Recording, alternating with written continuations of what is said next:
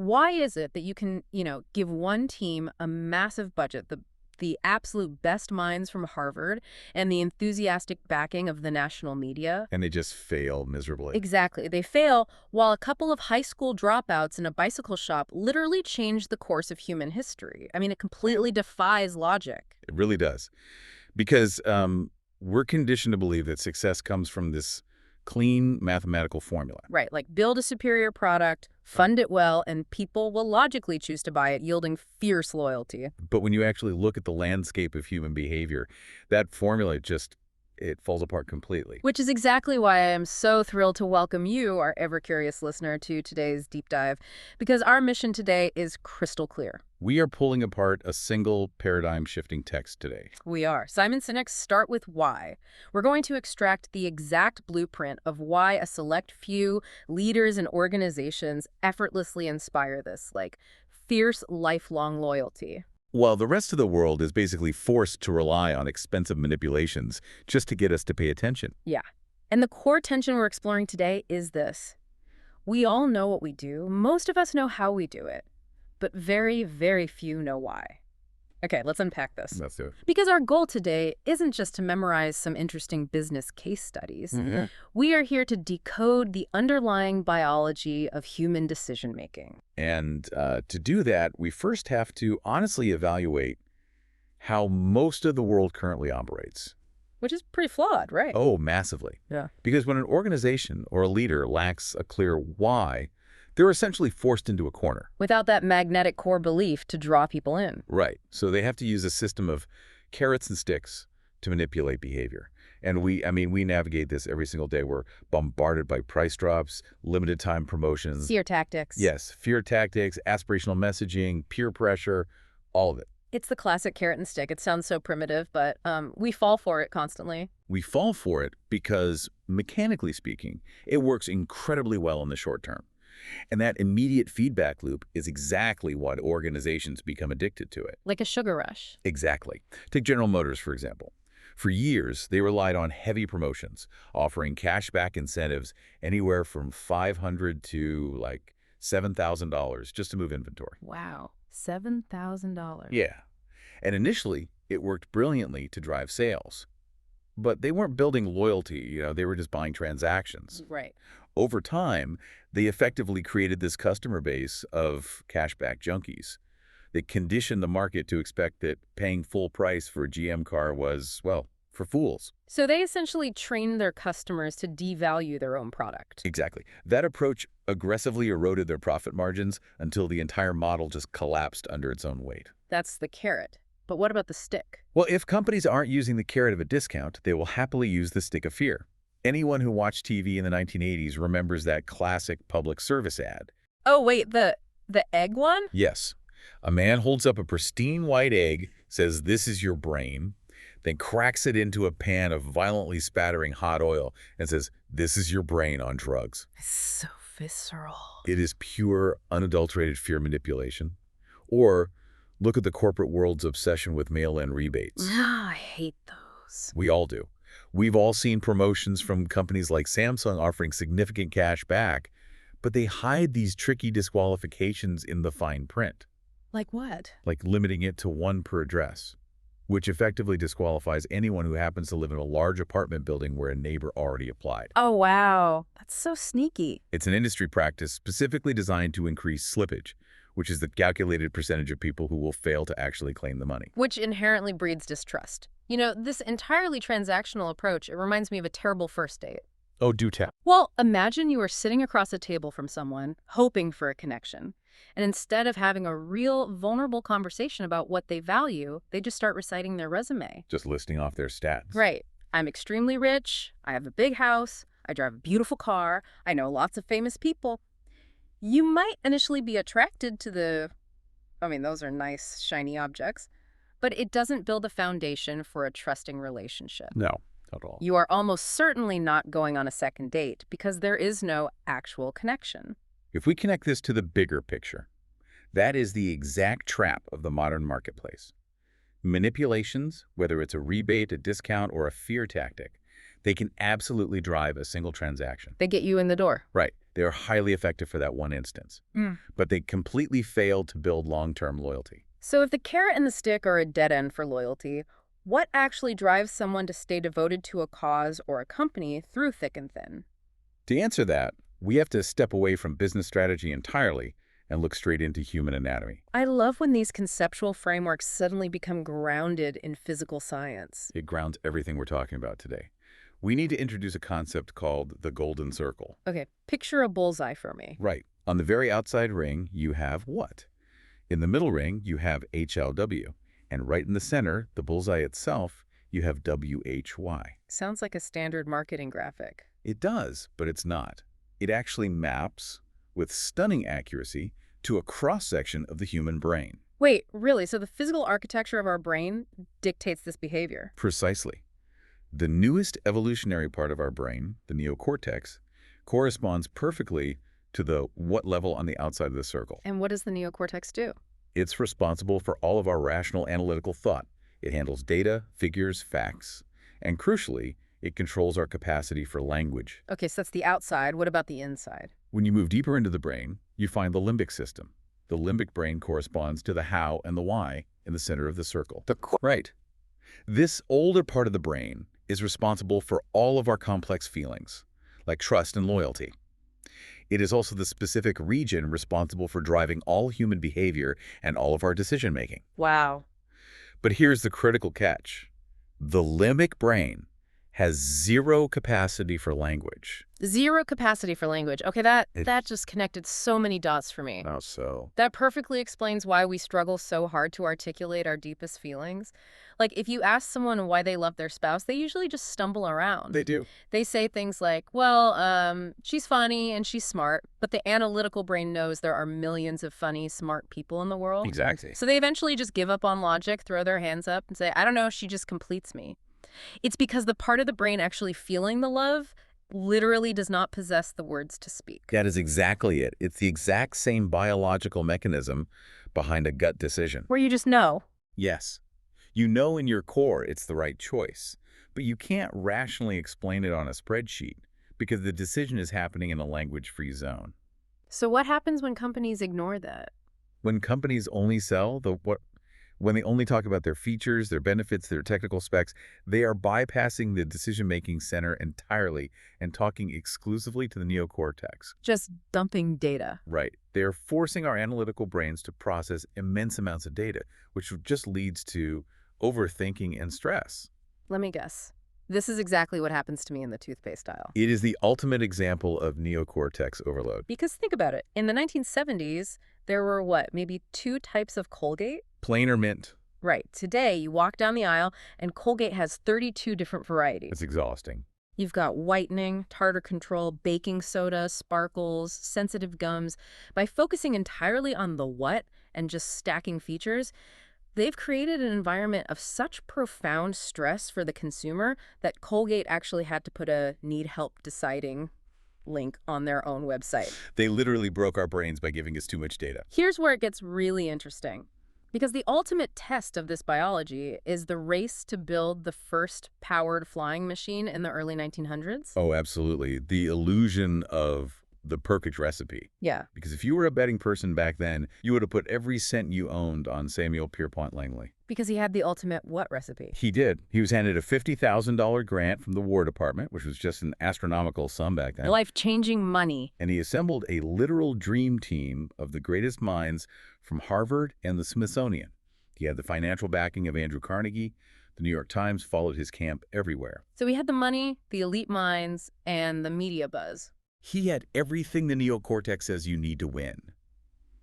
But his internal drive, his why, was purely about fame and wealth. He just wanted to be the first. And meanwhile, a few hundred miles away in Dayton, Ohio, Wilbur and Orville Wright were working on their own machine. with a very different setup. Totally different. They had zero funding, no government grants. Not a single person on their team, including the brothers, had a college degree. Just a bicycle shop. Right. They funded the entire endeavor through the meager profits of their bicycle shop. But the Wright brothers started with why. They possess this profound limbic belief that if they could figure out powered flight, it would change the course of the world for everyone. And that profound belief is contagious. I mean, the people around them felt it. They absolutely did. It's why the Wright brothers team would haul like 5 sets of spare parts out to the field with them every single morning. Because they knew, without a doubt, they were going to crash and fail repeatedly before dinner. And they didn't care. They embraced the failure. And the ultimate proof of this biological difference. When the Wrights finally took flight on December 17, 1903, Langley didn't celebrate the achievement of human flight. Nope. He simply quit. He packed up and walked away because he didn't get to be first. What's fascinating here is the stark contrast in resilience. Mm-hmm. Langley had every tangible advantage, but his entire golden circle was focused on the result, the fame, the payout. It really exposes the difference between a mercenary and a missionary. Ooh, I like that analogy. Yeah, think about it. A mercenary, like Langley, is strictly there for the payout or the glory. The second the objective gets too hard or the money dries up, the mercenary quits because there's no deeper connection. Exactly. But a missionary embraces the struggle, the cold mornings, the repeated crashes, because the cause they are serving is fundamentally bigger than their own ego. And this concept of missionary zeal, it isn't just a romantic historical anecdote about airplanes. No, it applies right now. Right. When applied to modern markets, this biological alignment completely dictates why some organizations can successfully transcend their industries, while others become hopelessly trapped by the very products they make. Okay, so let's apply this to the modern corporate landscape. Let's talk about Apple. The perfect example. We all accept them as a computer company, but they sell phones, tablets, watches, and massive music platforms. And our brains just accept it without friction. We accept it because Apple's why is firmly established in our limbic brains. They believe in challenging the status quo and thinking differently. So it's not about the computers. No, because we intimately understand their why, they have the authentic flexibility to manufacture virtually anything that challenges the norm. The computers and the phones are just the tangible, the physical proof of their belief. Whereas their competitors... In stark contrast, look at early competitors like Dell. Dell defined themselves entirely by what they did. They made good, affordable computers. So when Dell tried to introduce MP3 players and PDAs to the market, consumers overwhelmingly rejected them. It wasn't because the engineering was bad. It just felt weird. Yes. It was because buying an MP3 player from a company that just makes office computers caused friction in our limbic brains. It didn't feel right. Or look at Southwest Airlines. Their why was championing the common man. Yes, great example. Their how was just being cheap, fun, and simple. When they ran out of money in 1971 and had to literally sell a plane to stay afloat, their team was so inspired by their why that they invented the 10-minute turnaround. Necessity driven by purpose. Exactly. But let me push back on this for a second, because I know what a lot of people are thinking. Go for it. Wait, aren't Apple products just objectively better? The interface is smoother, the design is sleeker, the ecosystem is tight. Isn't that the real reason people buy them, not some abstract why? It's a very common question, but we have to ask based on what standard of better. What do you mean? Is a Ferrari F430 a better car than a Honda Odyssey? Well, If you are an engineer looking at top speed, yes. But if you have a family of 6 to take to soccer practice, the Ferrari is absolutely useless. Okay, fair point. Better is completely subjective based on what you value.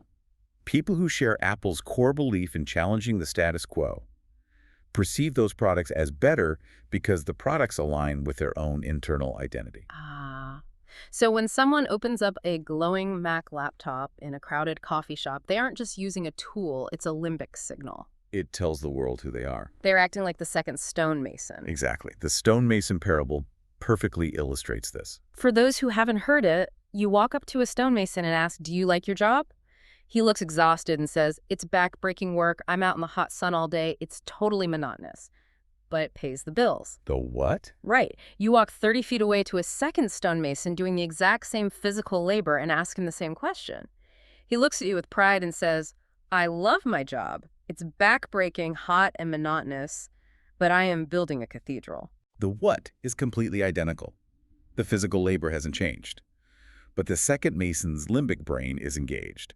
He belongs to a cause. That shifts everything. It does. And this biological alignment explains exactly why a company like TiVo initially failed so hard despite having a miraculous product. Oh, TiVo's such a tragic example of this. They had the ultimate the best product to pause and record live TV. It was pure magic at the time. But they failed commercially out of the gate because their marketing team tried to pitch to the neocortex. By listing specs. Yes, they ran ads saying, we have a massive hard drive, you can pause live TV, you can rewind. They completely ignored what's called the law of diffusion of innovations. Break that law down for us in the context of the brain. So the law of diffusion of innovation states that mass market acceptance requires first capturing the early adopters. But early adopters do not buy based on specs. They buy based on identity. Right. Early adopters are driven by their limbic brains. They want products that reflect their beliefs. The mass market, however, needs the social proof of the early adopters before they feel safe enough to buy. So by pitching the specs, TiVo missed the mark. Because TiVo pitched cold, hard specs, they completely alienated the limbic-driven early adopters. And without them, the mass market wouldn't budge. So what does this all mean? It means you have to actively seek out and hire people who already believe what you believe. Which is why Ernest Shackleton's recruitment ad for his Antarctic expedition on the Endurance is so legendary. It's one of my favorites, because Shackleton didn't post an ad in the paper saying, men needed for expedition must know how to hoist a mainsail, good pay. No, that would have attracted capable sailors looking for a paycheck. Mercenaries. Right. His ad was essentially a filter for the limbic brain. It read, men wanted for hazardous journey, small wages, bitter cold, long months of complete darkness, constant danger, safe return doubtful, honor and recognition in case of success. He was hiring for a survival mentality, not technical sailing skills. He wanted the crazy one. He only wanted people who read that deeply terrifying description and thought, that sounds like a grand adventure. He hired exclusively for the why. And it paid off. Hugely. Because he achieved that limbic alignment. When their ship was crushed by ice and they were stranded in the freezing dark for months, there was no mutiny. They survived the impossible because they were a perfect cultural fit. When you align people like that, whether it's on an ice floe or in a boardroom, a unique psychological safety net forms. Which brings us to the ultimate behavioral output of a strong why, the emergence of deep organizational trust. Trust is a remarkable biological mechanism, but we often misunderstand it. How so? Well, fulfilling your basic job responsibilities does not create trust. Trust is that distinctly limbic feeling that the people around you share your values and will actively protect you. Like Gordon Bethune's legendary turnaround of Continental Airlines in the 1990s. Yes. Before he arrived, Continental was arguably the worst airline in the industry, and the culture was incredibly toxic. I mean, it was so bad that the executives literally required key cards and armed guards to access their own suites on the 20th floor. They fundamentally distrusted their own employees. It was a culture of self-preservation, and Bethune immediately recognized that they would destroy the company. He actually physically removed the security cameras and opened the doors. Wow. He knew you cannot deliver a good product to the outside world if the people inside hate coming to work. So he aligned everyone toward a single, easily understood why, getting the planes to run on time so everyone could win together. And he tied it to a reward, right? He instituted a policy that for every month they ranked in the top 5 for on-time percentage, every single employee would get a check for $65. And the brilliant part was that he insisted it be a separate physical check, not just a line item added to their standard payroll. It was a tangible symbol of collective victory. Yes. He proved through his actions that he trusted them, and in return, the limbic reciprocity kicked in. They trusted him. Continental went from worst to first. It's about seeing yourself as part of a larger mission. Look at the military examples Sinek uses. General Lori Robinson, an Air Force weapons controller, saw her why as clearing a path for her pilots to succeed. She served the team. Exactly. Contrast that with General John Jumper, who famously died in a simulated dogfight because he got so hyper-focused on his own maneuvers that he forgot he was part of a team. The moment you lose the shared why, you fail. This is the exact opposite of a healthy culture. Look at Barings Bank in the 1990s. Oh, the Nick Leeson story. A single rogue trader who literally brought down the oldest merchant bank in England because he was taking wildly unauthorized risks. The tragedy bearings wasn't just Leeson's gambling. It was the biological state of the culture. There was zero trust. People were terrified to ask questions for fear of looking incompetent. So no one stopped him. Right. It is an every-man-for-himself environment driven entirely by neocortical self-preservation and personal gain.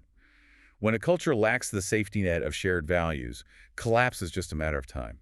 Because without trust, people will only do the absolute bare minimum required to protect themselves. Exactly. The way you frame that, it makes me think of a literal circus safety net. Oh, that's a good visual. Imagine a world-class trapeze artist.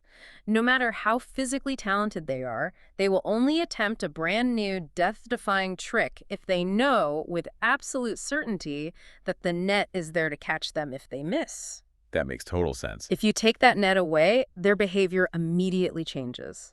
They are only going to perform the safe, boring tricks they know they can land, and it is the exact same in an organization. It really is. Employees will only innovate, push boundaries, and take creative risks if they implicitly trust that the culture of the company will catch them if they fail. This raises an important question.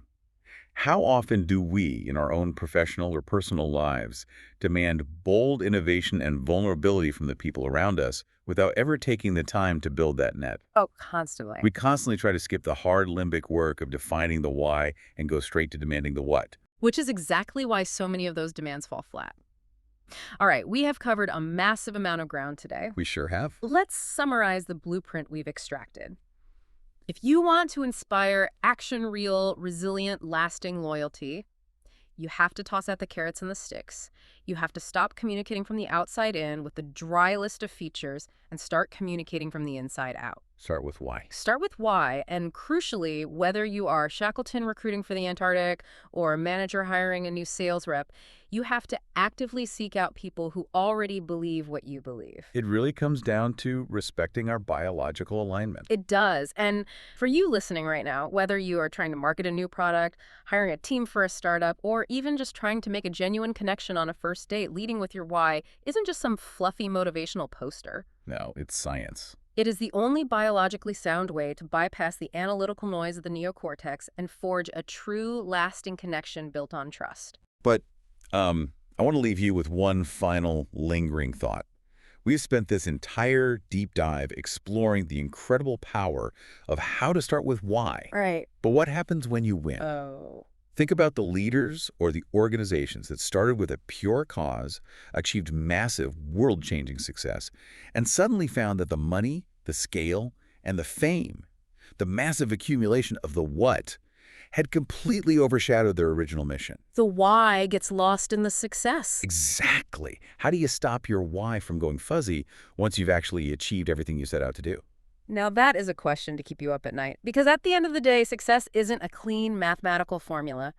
But if you can fiercely anchor yourself to your deepest purpose, you just might be able to find the people who want to help you build a cathedral. Thank you so much for joining us on this deep dive. We'll catch you next time.